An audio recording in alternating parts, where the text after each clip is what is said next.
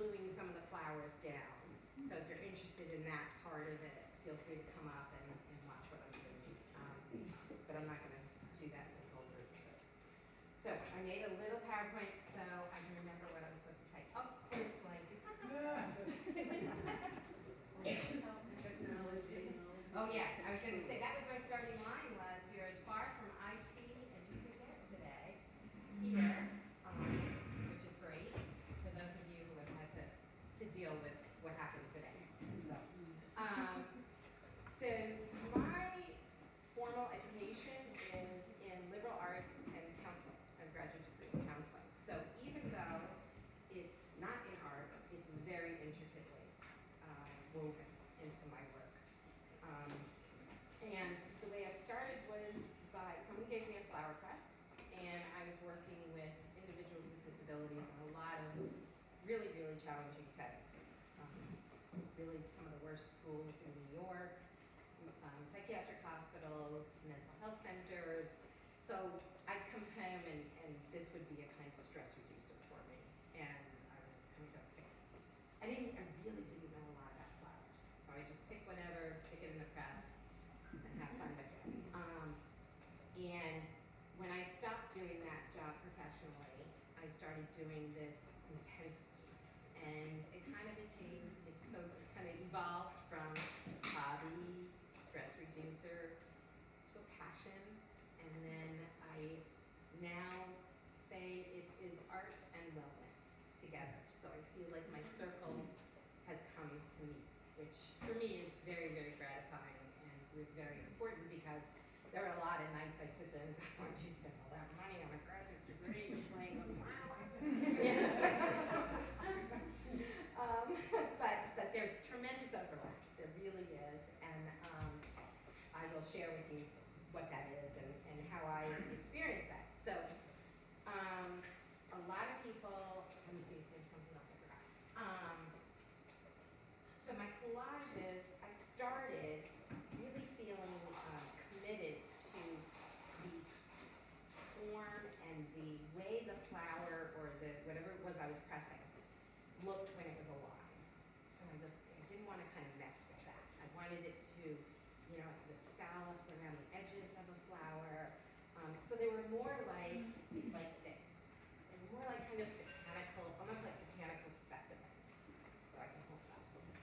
So this piece, I know exactly how old it is because our daughter was born when I made it. So it's 27 years old. And this is actually before I learned the process to protect the flowers a little bit. And as you can see, they've really held up. And it really shows you the absolute outline of each individual growth. And so that's how I kind of started. And it just felt really good. It just felt like, you were taking something and preserving it in a way that was both beautiful and had texture and still had life, even though it was still alive. And I felt like the traditional use of pressed flowers was really heavy and kind of dark. The Victorian on the black velvet. And it just didn't feel like I wanted it to feel. So I wanted to kind of bring the light that comes from botanicals to my work. So then I started, and I would kind of go through this process of, I'd open my flower press and I'd be like, oh, it doesn't look like what it looked like when I put it in. And I'd get like all upset about it. And I was like, wait a minute. This is so cool because now this is transitioned to something else. And even though it is still whatever flower I put it in as, it's made a transition into something else that I can then use to create something else. And when I do that, I feel like every flower, every bloom, I've done vegetables, I've done all sorts of things. Everything has a story. And so now I open my press and I feel like it's Christmas because I'm not quite sure what's in there. I do write on the top of my press what's in there, but I forget. And I'm not quite sure what it's going to look like. And rarely now do I toss anything. I used to say, oh, this isn't the right color. Oh, didn't do that. I just keep it because ultimately I end up using it.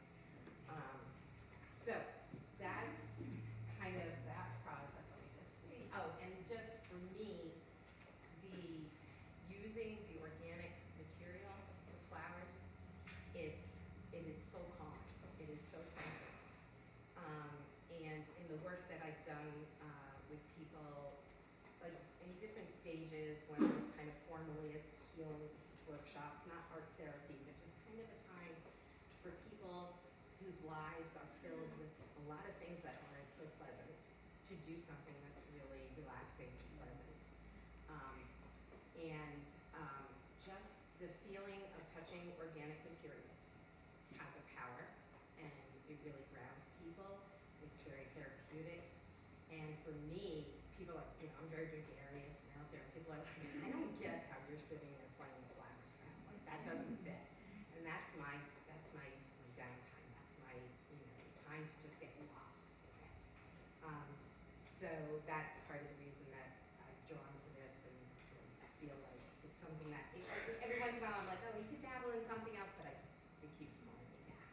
So that's a little bit of background about me. This is just a definition of collage that I thought might be interesting, because it is that collages are compositions of materials and things pulled together with something that's connecting them all together.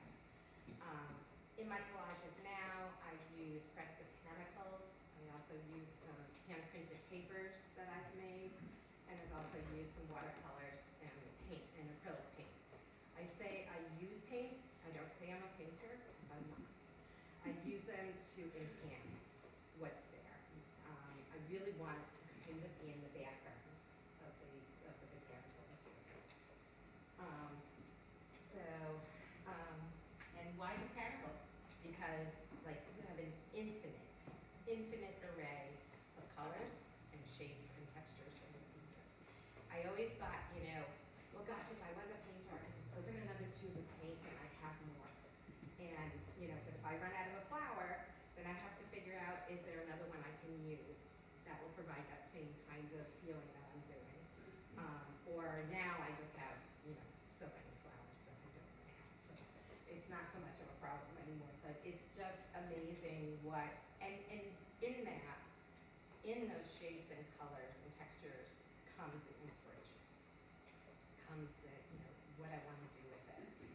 Sometimes I'm planning ahead, but a lot of times it's what I get. It's this, I feel like everything has a story, and I'm the storyteller. So it comes through me. I'm just a vessel that these things move through and then become something a little bit different on the other end. In general, they're very non-threatening. Like when I'm doing workshops or groups that are for people's wellness, almost everybody knows what a flower is, and they don't feel like it's intimidating. They don't feel like it's something they have to figure out and learn how to use.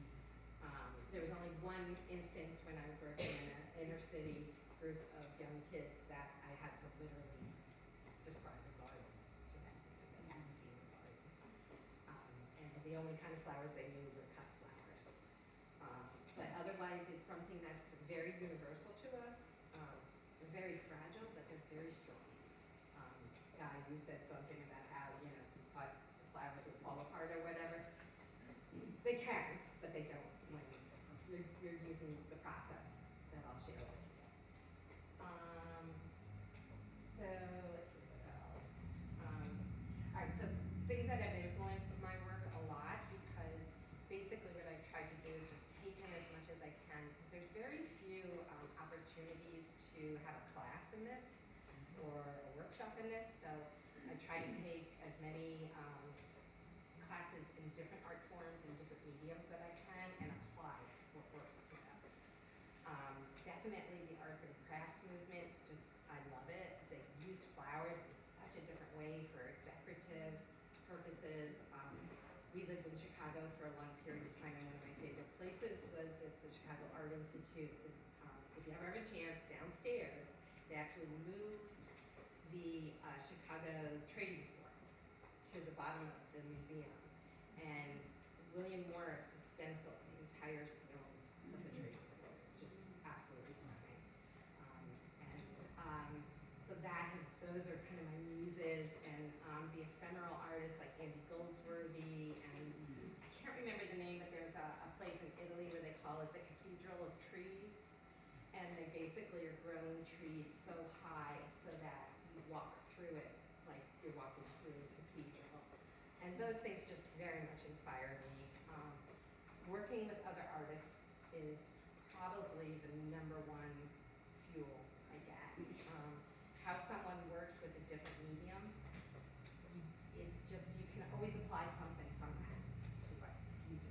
And so that's how I do it, and I really enjoy doing that. And I take classes and workshops and do work alongside other artists too. So that all helps. If you have questions, please. Okay, so some technical, I bet you do have questions about this. Okay, who here has pressed flowers in their past? Yes, do tell. Okay. Who pressed them in wax paper? Worst thing to do. Okay. So the number, that which was how I was taught, by the way. And you notice how everything has that same kind of muddy color. Because the two things you want to remove when you press them are moisture, and you want to keep them out of light. So you want to keep them dark and out of light. So definitely pressing in books is totally a reasonable way to do it, if you remember that they're there, and you remember where you put them in the book. And you don't touch it for a while, and things like that. But what I found, so I went through a bunch of different presses, and I just wanted to share with you guys a whole bunch of different presses that are out there. This is a microwave press. This will press your flowers in 2 or 3 minutes. Wow. I don't like it. but if I think once I used it in a pinch. But I don't get the same kind of flat, kind of consistent pressing when I use this. But this is 2 to 3 minutes versus 2 weeks. So, these are hiking presses. These are things you can put in your backpack and pick when you're allowed to pick. I never pick from the root. I always leave the root of the plant there. I only pick above that, so that you're never stopping that flower from growing again. I was told growing up by my mother I was not to pick the flowers. I had to leave them for everybody to enjoy. So I figured out a way to do both. Pick them and then enjoy. But I don't ever pick it from the roots. People who do botanical specimens and things like that do often pick them from the roots. But these are handy when you're out doing something, but they're not going to give you the same kind of tension and pressure on pressing that others do. And then you probably have seen there's lots of these around. And again, they're good in a pinch.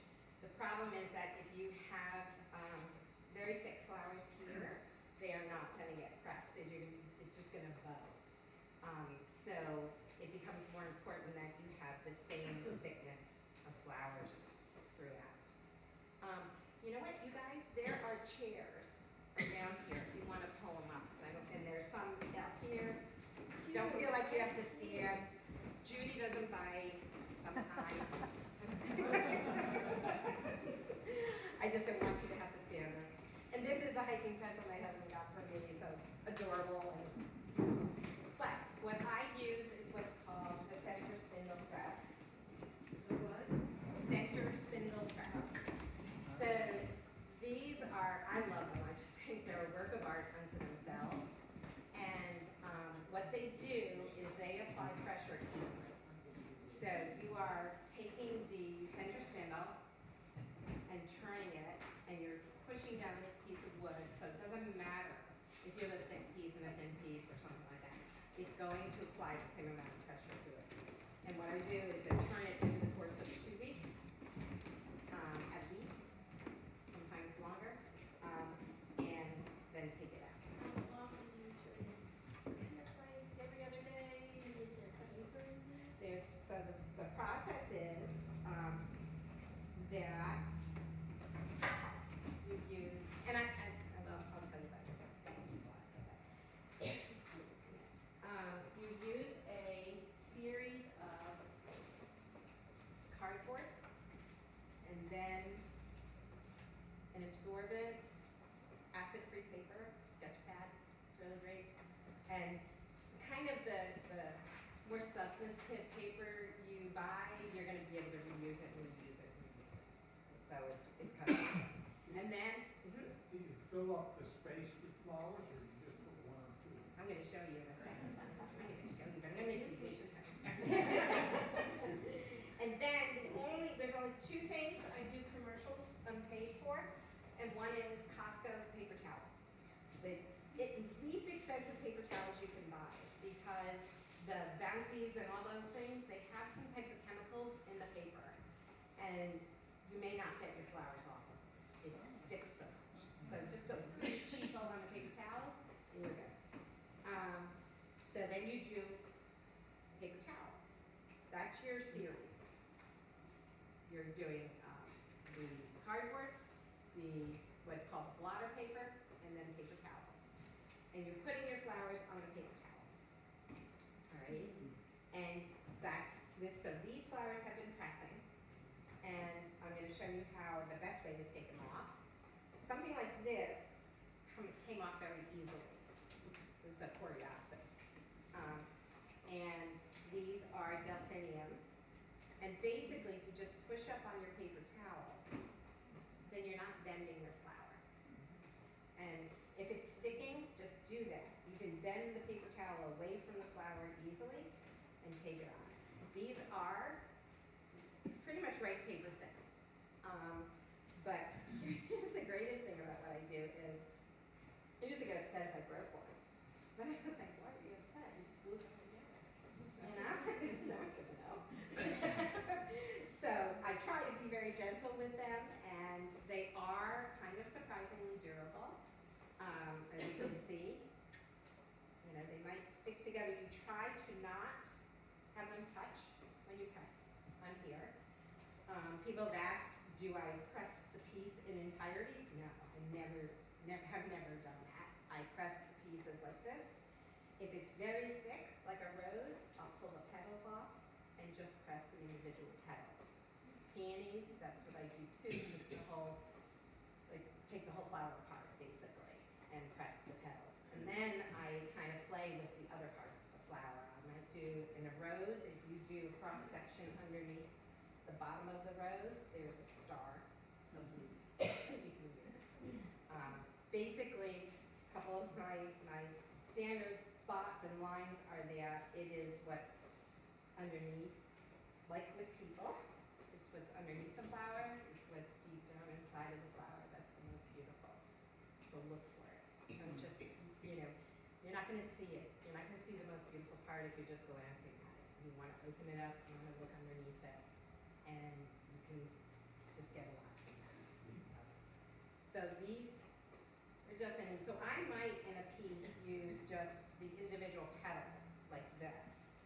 And the reason I do sometimes is because I can create kind of a sense of motion from that. I can, make it swirl.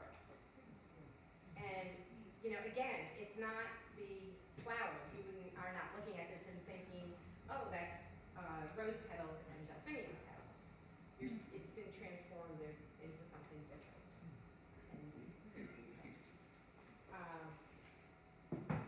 And then, let me see what else I have over here. Did you have a question, Julie? Well, I have several. Okay. How do you store it afterwards? Which you're probably going to get to, but I have to No, know. that's okay. You can know now. Everything stays in drawers and in the manila folders, in the acid-free paper, in between the acid-free paper and manila folders in drawers.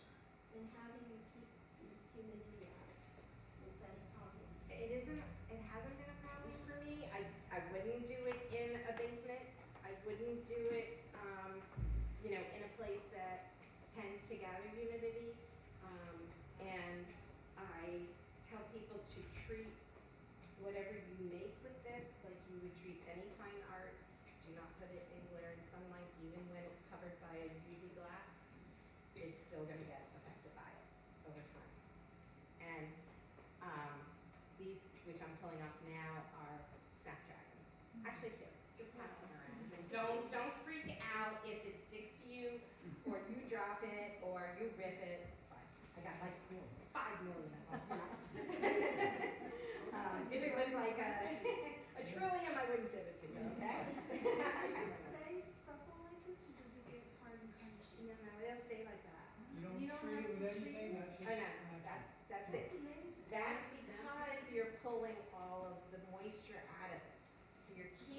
substance of the flower there without the moisture. And here are those, here, that's the snapdragon. Yep. It doesn't matter. That's one of the Yeah. press. Yes, Yeah. that's the press one, that's the delicate. Right. one. Okay. It'd be like dry. Well, they are dry, but they're not, yeah, people will say, oh, you're dry flower art, and I'd be like, that's not what this is. It's, first of all, you could never do this with dried flowers, they would just crumble, and you have a bunch of crumbs. And when you want, if you wanna do this, what you wanna do is, pick when your flowers are least moist on the exterior, so not first thing in the morning and not in the evening. Let them dry out a little bit, pick them around the middle of the day, if you're picking them from a garden. If you've been given a bouquet and you want to do something with the flowers in the bouquet, you can do it at different stages of where the flowers are. One second, this one thing is not attached. That's okay. So, like I put this together just to, one, show you all the flowers that I grow. Where's Jenny? She said, can I come over and weed? And like, I love what people consider to be weeds. Which, by the way, in California, you pay for these in the forest because they don't grow like they grow here. So, be nice to the queen. And this is from, people have asked, this is from what I call my Jumanji pasta. It's just gonna take over our house someday. So all of these are pressable. And this I brought because the question I'm always asked is, well, doesn't it change? Doesn't it fade? Doesn't it do X, Y, Z? And this is a bleeding heart leaf after it's gone. So, and I just cut it today. So this is when it's alive. It's gonna change. It changes all the time. It's natural. Now, in here, that's a 27-year-old bleeding heart leaf. So now I try to figure out a way to answer people's question and just say, when they say, is it gonna change? I say, naturally. Because naturally it's going to change. It'll just change as part of it. It's not gonna disappear. It is not gonna crumple up and fall apart. It would if you just left it out, because then all the elements are just gonna kind of attack it and it's just gonna probably fall apart. But it's still gonna have some beauty as it changes. It may not, again, be exactly as you thought it should be, but it's gonna have a lot of beauty. So all of these are different kind of stages of their growth and their bloom, and you can get different things from it. This is a Monarda, a bee balm, so you can pull off each individual piece and have these little bird-like petals. And then even what's underneath here is beautiful. It's a deeper red, and then you have the petals coming out, which again, if you look underneath it, form there's all sorts of like fractals and Fibonacci numbers and all sorts of things when you start looking at flowers like I did. Get a little crazy about it. Okay, I think I got distracted. So that's how they're going to come out of the press. And basically when I put them in, I'm just layering the paper. And I try to reuse as much as I can. When I first started doing this, I was like buying cardboard, and I was like, that's really stupid. There's so many boxes. That makes no sense. Why am I buying cardboard? So, cut up your boxes. It really should be corrugated because there's room in here for it to get pressed and to release. And the thing is that and the reason the wooden presses work really beautifully is because there's a little bit of space for it to breathe in there. So you just put it on your paper towel, and you're just going to press it and put it in here, and wait 2 weeks, turn it, and you're going to have something beautiful at the end. So that's that part. What I've learned through time and experience and experimenting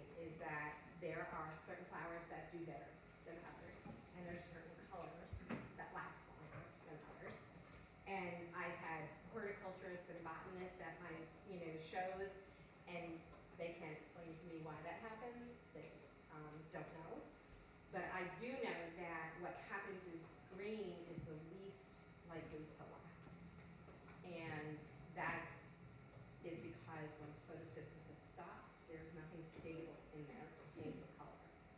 So I kind of started quite a while ago wanting to do different things so that people would see the green still. What I started to do was add watercolor as a background or acrylics, and also I started printing my own papers and cutting them up so they would look like leaves.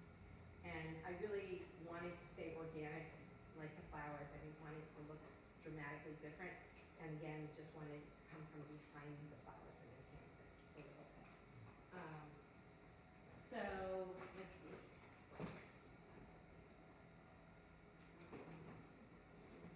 Take the time if you have a question, or Judy not wants to bother me. Okay, so and then another way to maintain the just maintain the color and yes, darkness. Favorite flowers?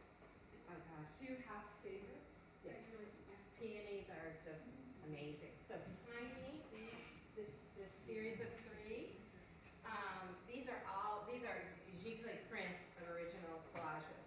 So these are all layered peonies, gladiolas, orchids, and peonies just have these beautiful shapes. The edges are gorgeous. The colors are beautiful. The moon is made of white peonies on a black background.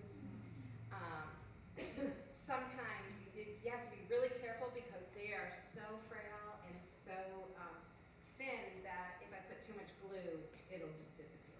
And you can see that in certain parts of the flower that it just disappears into the glue. What kind of glue do you use? Okay, this is my second commercial. So I use golden, and the reason I do the commercial for golden products is because there's probably other products that are just as good, but they have the most wonderful technical support you'll ever get. There's a phone number on everything they sell, and you call them, because I have like an ongoing, sorry Tom, relationship with Mike. And he actually started in Chicago, so when I started doing this, I had no idea. I called the Chicago Art Institute, and I said, I need to know what is going to be most long-lasting to adhere these and not interact chemically. And so they said, okay, that question will go to the archive or whatever department. So I told them, and they said, well, can you call us and tell us how it works? So I'm like, thank you. I wanted to help. So I met this woman. Her name was Laura Brightman. I don't know if anybody's ever seen her work, but she was just an exquisite fabric artist. She would take teeny little pieces of fabric and create beautiful images with them. And I started talking with her at an art show.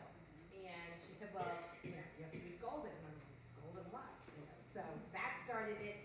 And then I started talking with Mike, who has this wonderful studio in, I think they're in Warwick, New York? In New York. Yeah, I'm trying to Upstate remember. New York. New Berlin is the name of the town. It's in the middle of nowhere, but they are so open to people visiting. Did you go? I did. Isn't it great? They're so sweet. They're so They're welcoming amazing. and willing to share. Yes. Fabulous. It's a very cool experience. If you ever want to do it on your own or as a group, you can go. It's more like you're walking to a scientific, laboratory because they're working with all the pigments and everything.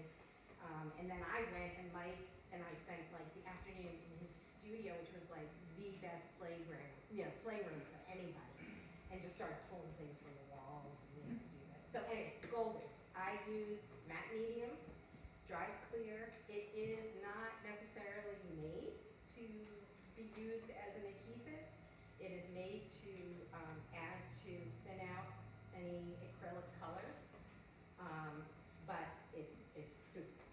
And the only complaint we ever had was, I was in an art group in New Jersey, and they were like, when you go up there, tell them about the top sticks. You have to wham it against the table. So I said, Mike, you gotta do something. He's like, no. He said, you don't know what goes into deciding how you can put a top on something and have it shipped. Because you just tell your artists that they're not gonna wham it against the table. So. Self-leveling clear gel is Yeah. smack it on the floor. Oh, absolutely. Yeah. There's a lot of things. Yeah. That's what those bats are in our studio, right?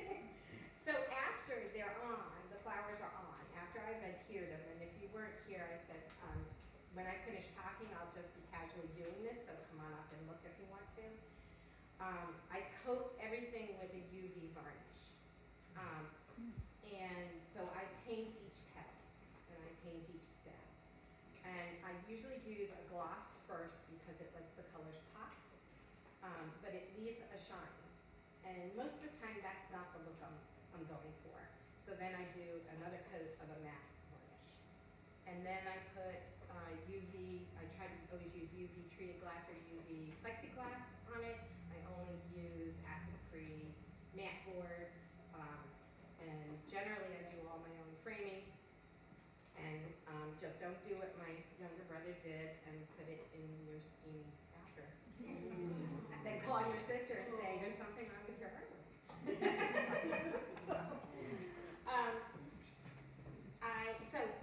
I also just purchased this. Now, I must say that aesthetically, this is not my style, but people have always asked where they can get this, and unfortunately, I had gotten through Smith & Hawken and they'd gone out of business. And when I was buying them, I asked them, I said, I'm gonna buy a lot of these, can you just kind of connect me with whoever makes them, or give me a deal? No. So I have no idea who it is who makes these. I was able to have one person make me a replica, and at that time, I think these were like $100, and he made it, and he said, I'll never make it for you for $100 again. So I think that this particular piece requires a special tool, and this is an alternative as people use a machine screw. And this one I just found on Amazon for $35. So it's the closest that's come to this. It's obviously much smaller, but you can cut your pieces up. And it came with some kind of interesting looking cardboard, so I'm not sure how it'll come out. But there's a possibility out there if you want it, it's reasonably priced. I don't know if any of you looked at my website, but you might have seen I have this antique linen press, and it's literally what they used to use to press clothes in the 1800s, and it's like this, but the spindle is about that wide, and it's about this big, and I use that to store some of my flowers too, and press some of my flowers. They thought I was crazy when I went to the garden sale. You know, usually you're supposed to haggle. I was just like, how much? I just wanted. I was like, what are you doing? What are you doing? So in my quest for both adding, the green as much as I can and also protecting the flowers, I started dabbling in working in hot wax, which is in caustics. And like I say, people who do this spend their life perfecting this, and I do not profess to be at that level, but boy is it fun if you've never done it. It's kind of a lot of materials and tools, but basically what you're doing is layering hot wax, beeswax, which can be either clear or have a tint to it, pigment to it.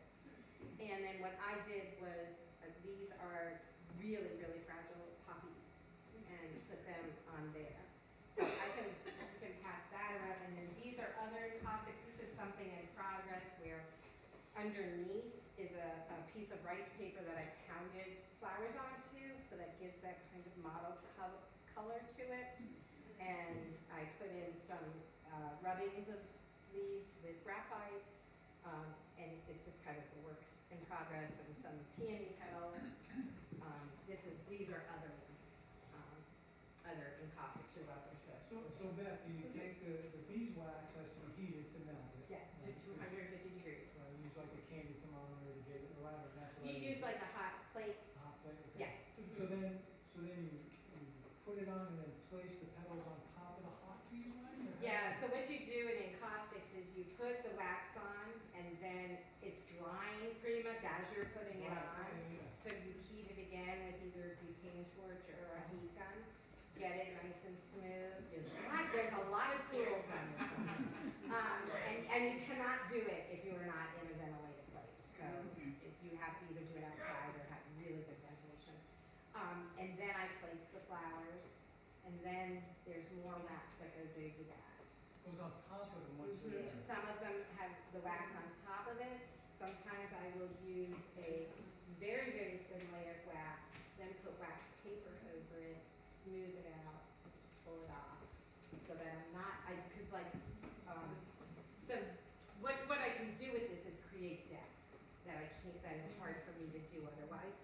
So, depending on where you place the botanical, at which point you place it, is going to cover it more or less.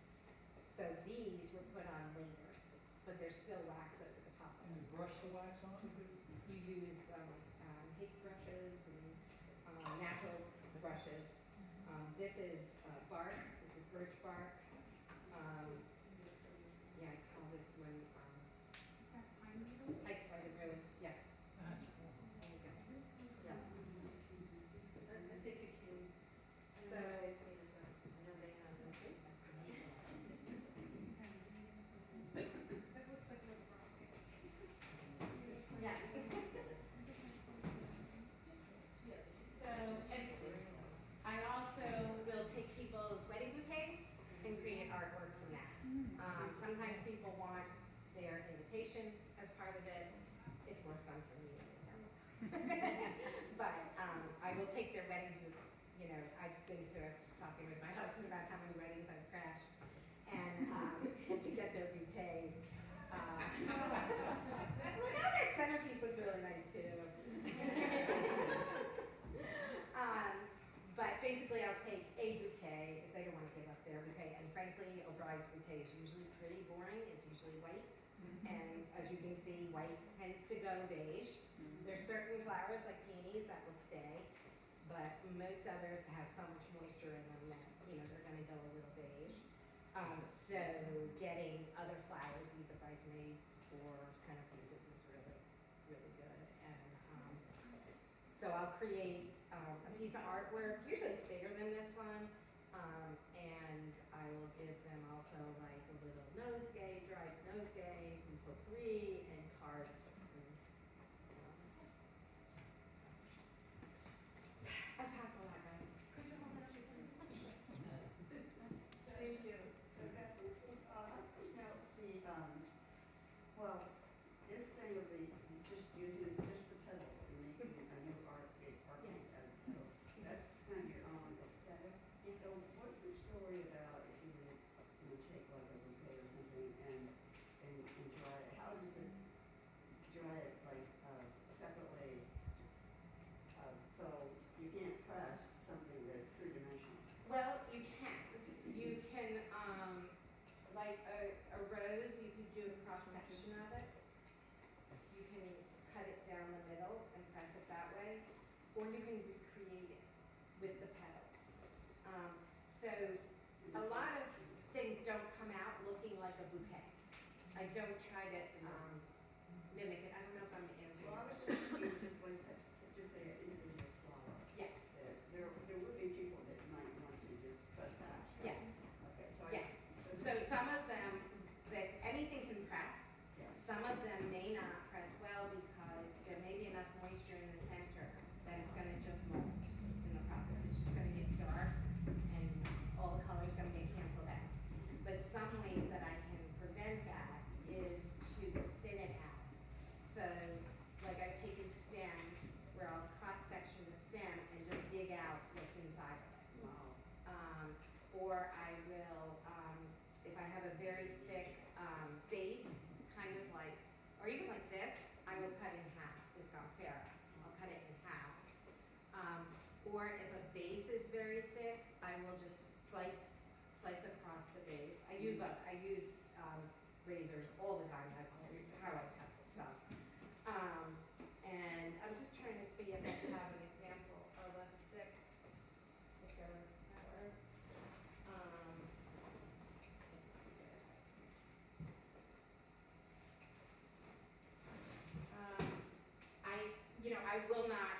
I wouldn't press something just to preserve that flower as it was if I didn't think it would press well. Like, let's say like a chrysanthemum. I wouldn't just take the whole chrysanthemum and press it. There's too much moisture in it. You're gonna lose all the you're gonna lose all the color from the petals.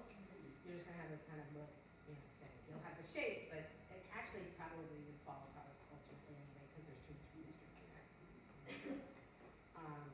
And when I say bouquets, like this is a style that I've done.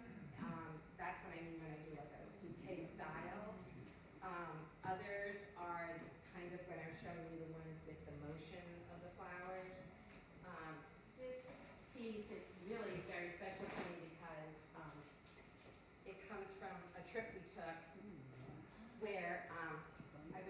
hiking back down, we were out in Zion. It was Zion, right? And my husband and my daughter had decided to do that. Have you guys been to Zion, the Angels Landing, where you're holding onto chains? And yeah, and I said, no, thank you. I'll go my watercolors and paint over here. And as I was hiking down to meet them, there was humongous bird over my head.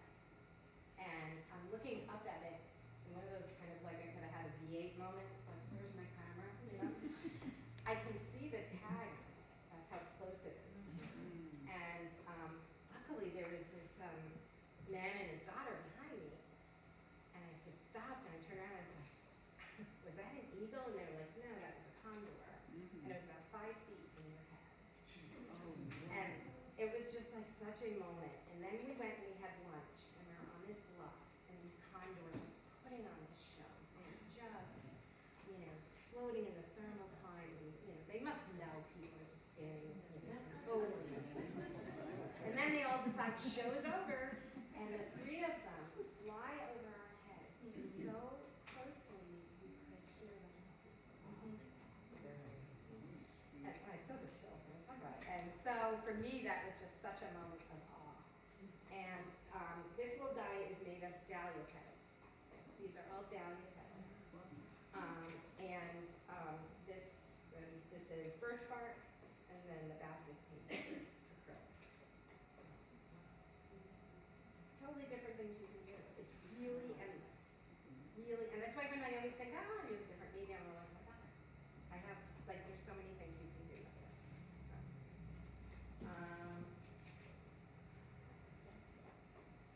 I am gonna glue a little bit if you wanna watch how I do that.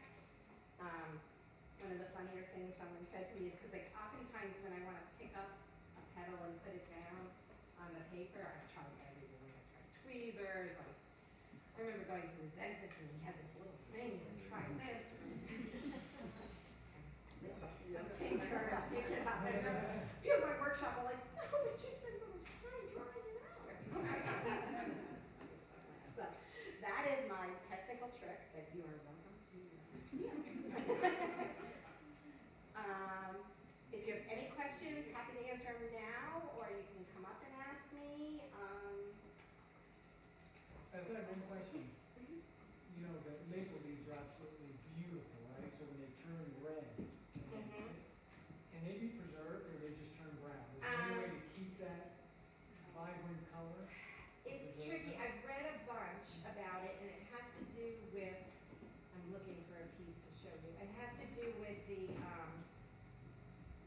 when the water gets cut off the leaf is what determines how much of the different colors. There's 2 different kind of leaves, and within that, what happens is at a certain time, it's amazing. I mean, it's just amazing. Nature does. It shuts down, like puts a stop on the water coming up the trunk of the tree, out the branch to the leaf. That's when the color starts to change. So what I found is, like these are maple leaves here. And, it's tricky. It could change a little bit over time. It could fade a little bit. But if you can kind of grab it at the beginning of that process, I think you have a better chance of maintaining the color. Yeah, because They must get very brittle, I would imagine. They stay soft like a flower? Oh yeah. I think you just gotta start picking things, guys. Are you like? You didn't use any paint on that? No, the paint is only on the paper pieces surrounding. Okay. Yeah, there's no paint on the leaves. The only thing, this has a little bit of paint on it. That's delphinium at the top, dahlias in the middle, and leaves at the bottom. And then there's a little bit of paint, like a glaze on it. But I generally don't like doing that. I generally want to keep I get stuck on the integrity of the organic And nature. the green that's right behind your head? This one? Yeah. This is a giclée. Right. So probably the original has changed some. Right, okay. Changed some. But some green leaves stay. This is indigo. It stays.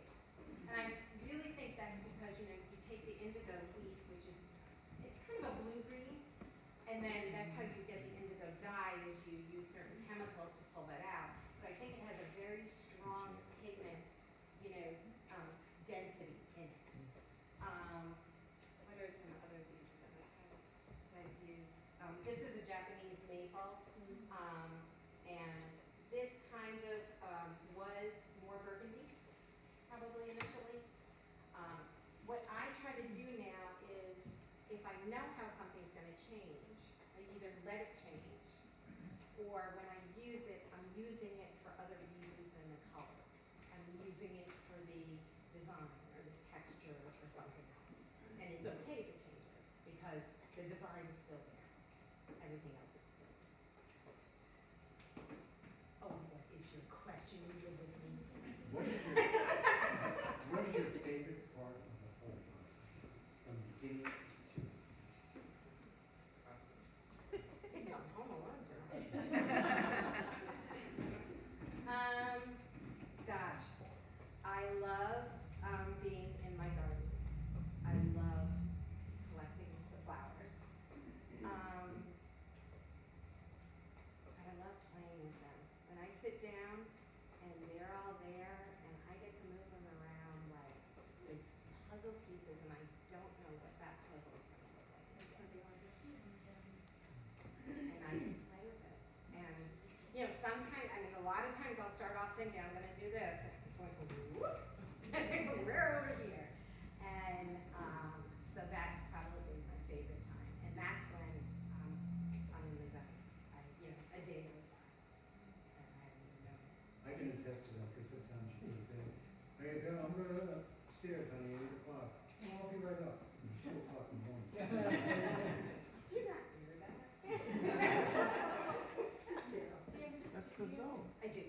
I live on, we have a beautiful place on Lake Bomazine, so there's tremendous inspiration all the time. And I have done the open studio, but I'm also, come by, anytime, give me a call. I love it. I love having people come in. The garden club just came in using my studio as an alternative to a garden.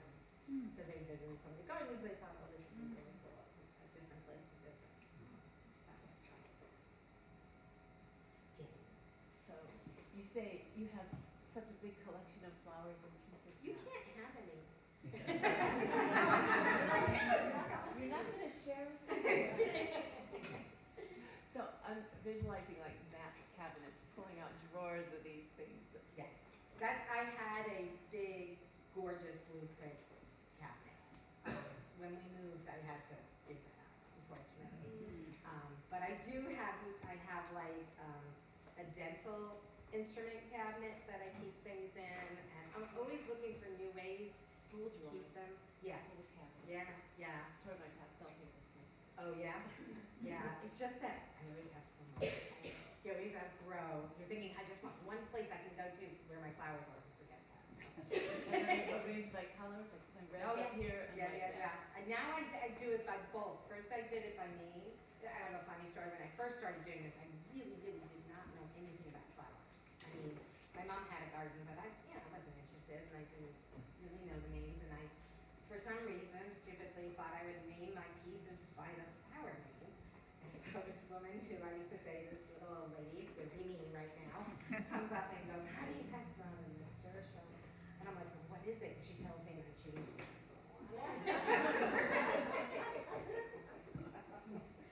So I do it by names and I do it by colors too, because when I'm looking to do something that's like this with the gradation of colors, and I just want to have it really handy. But a lot of pressed flowers. So, all right, and yeah, I'm gonna go. Oh, and I just want to show you one more thing that I can do is I create fabric from some designs. So